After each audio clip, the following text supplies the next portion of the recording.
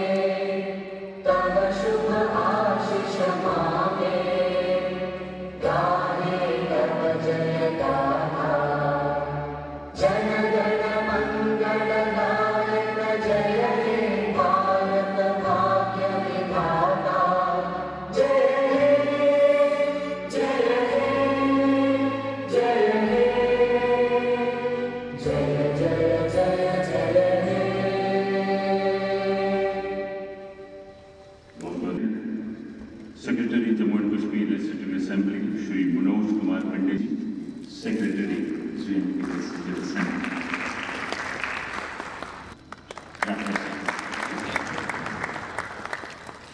Shri Harivansh ji, Honorable Deputy Chairman, Rajya Sabha.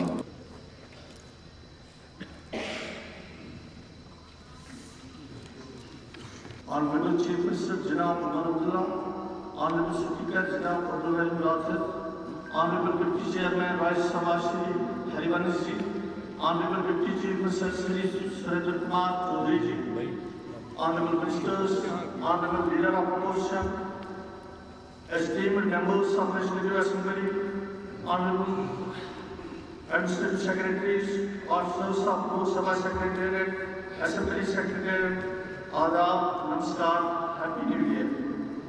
As the honorable members of the Legislative Assembly are aware of the fact that Honorable Speaker Janab Abdul Rahim Rathod has announced on the floor of the House during the first session of Legislative Assembly at Srinagar that there are about 50 members of the House who have been elected first time as members of the Legislative Assembly, and there is a need to organize orientation program for them on parliamentary practice procedure and conduct of business in the House. Honorable Chief Minister Janab Abdullah Sahab, Rajya Sabha के Deputy Chairman Janab Harivansh जी, हमारे Deputy Chief Minister Janab Sundar Kumar Chowdhury ji, Honorable Education and Health Minister Mohtarma Sakina ji, Honorable PhD Minister Janab Javed Raina Sahab, हमारे leader of the opposition जनाब सुनील जी,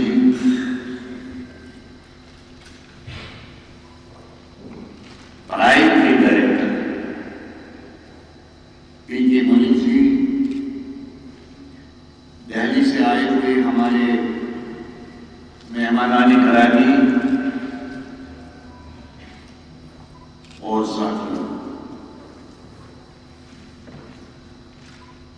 इस prestigious orientation programme में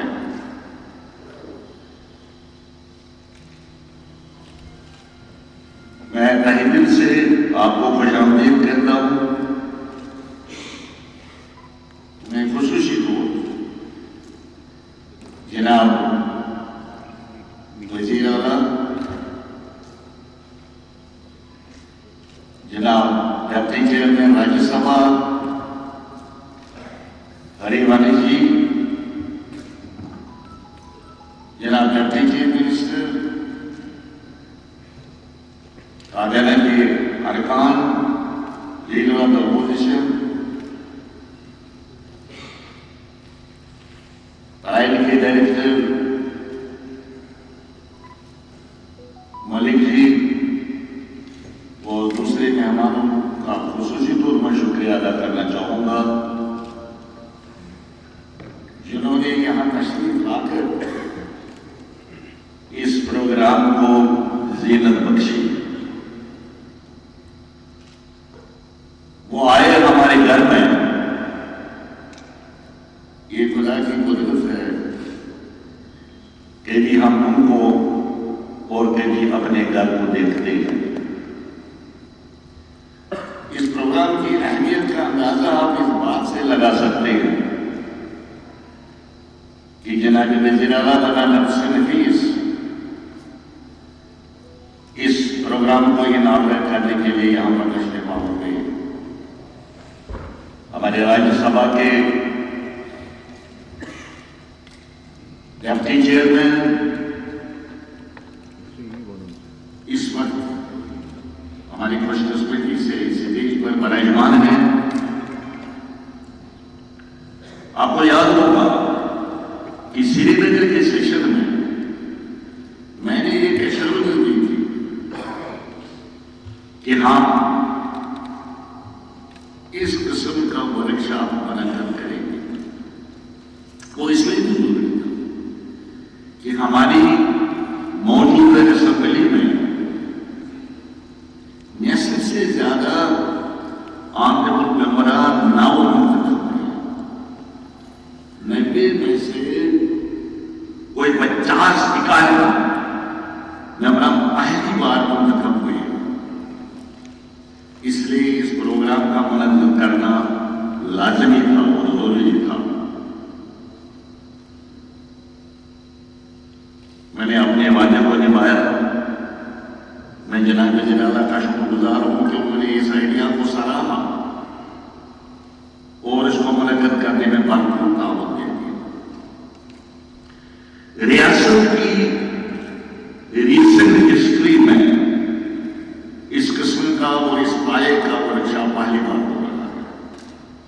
मुझे याद है 2015 के अवाइल में जनाब मुफ्ती मोहम्मद सईद साहब की हुकूमत में एक कोशिश की गई एक ओरिएंटेशन प्रोग्राम मुनक़्क़द करने की। उसमें मुझे ही सिर्फ एक रिसोर्स पर्सन के तौर पर मालूम किया, मगर वो एक मुख्तसर सा प्रोग्राम था, 2-2.5 घंटे में वो खत्म भी हुआ। लेकिन आज का ये वर्कशॉप बराबर 3 दिन तक चलेगा। जनाब स्पीकर साहब, मैं दिल शुक्रिया करना चाहता हूँ कि इस तरह का ओरिएंटेशन प्रोग्राम उन्होंने आज ऑर्गेनाइज किया सबके लिए।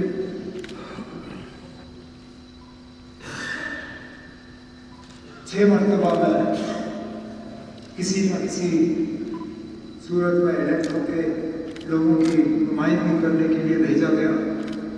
3 बार पार्लियामेंट और तीसरी बार असेंबली। बदकिस्मती से पहली मरतबा मैं इस तरह का ओरिएंटेशन प्रोग्राम देख रहा हूँ और अपनी जगह मुझे इस बात का एहसास है कि काश जब मुझे पहली बार पार्लियामेंट भेजा गया था, अगर इस तरह का 2 दिन 3 दिन का ओरिएंटेशन प्रोग्राम रखा गया होता तो बुनियाद पार्लियामेंटेरियन की वो शायद मुझ में मौजूद हो। लेकिन आज भी अगर आप मुझे बिठा के उनसे पूछें कि बताइए ना, पार्लियामेंट में प्राइवेट मेंबर बिल लाने का तरीका क्या है, 377 का मामला किस तरह उठाना है, मुख्तलिफ डिबेट्स में हिस्सा लेने का तरीका क्या है, मैं सही माने में आप नहीं समझा पाऊंगा। इस बात के बावजूद कि वहां बैठे मुझे काफी साल अब ऑनरेबल स्पीकर साहब ने अपनी तकरीर के दौरान हमें याद दिलाया कि इस असेंबली में बहुत ज़्यादा हमारे ऑनरेबल मेंबर जो है वो पहली बार जीत के आए हैं।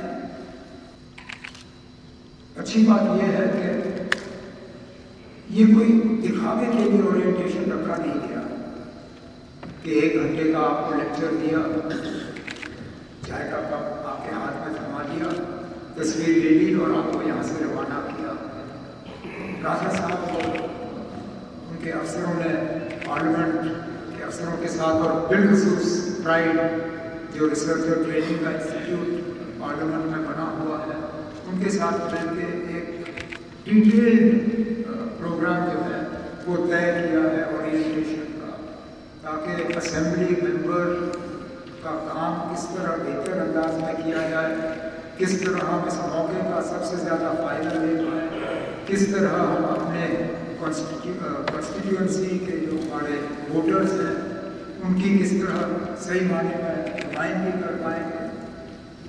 मैं तो मान के चलता हूँ कि अगर हमने इस ओरिएंटेशन का सही इस्तेमाल किया, आगे जाके सालों साल आपको इसका भरपूर जो है फ़ायदा हासिल होगा। और इस उम्मीद के साथ कि एक तरफ से देखा जाए तो हम अपने लिए मुसीबत तैयार कर रहे हैं, क्योंकि जितने ज़्यादा आप लोग काबिल होंगे उतना ही हुकूमत को जो है मुश्किल का सामना करना होगा। आप ज़्यादा सख्त सवाल पूछेंगे, आप ज़्यादा सख्त बिल लाएंगे, आप ज़्यादा सख्त जो है प्राइवेट मेंबर्स रेजोल्यूशंस और बिल्स और 0 आवर पर डिस्कशन करेंगे। और जितना आप मजबूत होंगे उतना ही गवर्नमेंट में जो है प्रेशर बना रहेगा। लेकिन वो जमहूरियत है और होना तो वही चाहिए। स्पीकर साहब मेहरबानी करके इसको वो असेंबली का जो हमारा हिस्ट्री रहा है उसको दोबारा जिंदा करिए, ताकि अंदर आने पर लगे कि ये हमारी बिल्डिंग है, हमारा असेंबली है, इसकी हिस्ट्री है। उस हिस्ट्री को हमें इस तरह वाइट वॉश नहीं करना चाहिए। चलिए 5-6 साल हम नहीं थे, लेकिन अब है, बिल्डिंग हमारी है, हमें अपना जो है इस पर पूरा इस पर जो अपना कब्जा जो है वो जमाए रखना है, छोड़ना नहीं है। लेकिन आज इस मौके पर स्पीकर साहब मैं आपको, आपके सेक्रेटेरिएट को, खासकर डिप्टी चेयरमैन साहब को और इनके साथ पार्लियामेंट से आए हुए तमाम हमारे मेहमान हैं, आपका शुक्रिया करता हूँ और उम्मीद करता हूँ कि इस ओरिएंटेशन प्रोग्राम से हम सबको जो है पूरा फायदा मिले। बहुत बहुत शुक्रिया। जय हिंद। अभी आपने, मैं शुक्रिया कहना चाहूंगा माननीय स्पीकर से। जब वो बोल रहे थे तो उनकी वाणी से, उनके शब्दों से उनका अनुभव टपक रहा था। कैसे लोक साहित्य के अंदर आपकी प्रभावी भूमिका हो सकती है, बेहतर तरीके से उन्होंने बताया। आप में से जो सदस्य पहली बार विधानसभा में चुनकर आए हैं, विधायी काम में हिस्सा लेने का उनका यह पहला अनुभव होगा। हालांकि वो समाज में सक्रिय रहे हैं, उनका राजनीति में या सार्वजनिक जीवन में लंबा अनुभव है। अनेक सामाजिक सरोकार के काम उन्होंने किए हैं, अपनी पार्टियों के स्तर पर उन्होंने काम किए हैं। इसलिए आप सभी इस बात से वाकिफ हैं कि जनता की क्या उम्मीदें आपसे हैं। इलेक्टेड रिप्रेजेंटेटिव्स के तौर पर आपको व्यापक व सक्रिय भूमिका निभाने का मौका यहाँ चुने जाने के बाद मिला है। सदन की बहस में हिस्सा लेने और अपने प्रदेश और कॉन्स्टिट्यूएंसी के लोगों की आवाज उठाने, समाज को नेतृत्व देने का सुनहरा मौका। आप एक क्षण के लिए सोचे, इस 140 करोड़ की आबादी वाले मुल्क में गिनती के चंद लोगों को इस लेजिस्लेटिव विधायी संस्था का हिस्सा बनने का मौका मिलता है। आप इस रूप में कितने भाग्यशाली हैं। उम्मीद है कि आप अपने लोगों और मतदाताओं की उम्मीदों पर खरे उतरेंगे। इन जिम्मेदारियों को पूरा करने के लिए संविधान ने कुछ आपको विशेषाधिकार दिए, कुछ संरक्षण दिए। सदस्य अत्यंत तैयारी से, उम्मीद और जोश को जज्बे के साथ सदन में आते हैं, लेकिन ऐसे मौके कब मिलते हैं जब उन्हें बताया जाए कि वह इन विशेषाधिकारों का, इन कॉन्स्टिट्यूशन संविधान में जो आपको संरक्षण है, उनका कैसे सही और उचित उपयोग करें और अपनी जिम्मेदारियों का कारगर तरीके से निर्वाह करें। ये ओरिएंटेशन प्रोग्राम ऐसा ही अवसर है, इसलिए ऐसे ओरिएंटेशन प्रोग्राम बड़े उपयोगी हैं। जैसा आपने सुना, हमारे माननीय मुख्यमंत्री जी ने बहुत ही ऐतिहासिक बात की। इतिहास किनको याद रखना, जो नाम उन्होंने लिए, जिन्होंने पार्लियामेंट की डिस्कशन में अपनी जगह बनाई। आप ये एक क्षण के लिए सोचिए कि जब वो पार्लियामेंट में होते थे तो उनके दल की संख्या बहुत कम होती थी। एक पार्टी विशेष का सबसे अधिक वहां एक तरह से उनकी मौजूदगी हुई। तब अपनी बहस, अपनी दल की तकरीर से बिना किसी शोर शराबे के, बिना वेल में आए, उन्होंने इतिहास में अपनी जगह बनाई। हमें ऐसे लोगों से सीखना चाहिए। यह प्रोग्राम एक तरह से मैं कहूँ तो किसी बड़ी इमारत की नींव रखते जैसे, निजी जीवन में भी और सार्वजनिक जीवन में। अगर नींव मजबूत होगी तो आप एक आलीशान ऊंची इमारत कायम कर सकते हैं, जो किसी भी चुनौती का सामना करने में कामयाब होगी।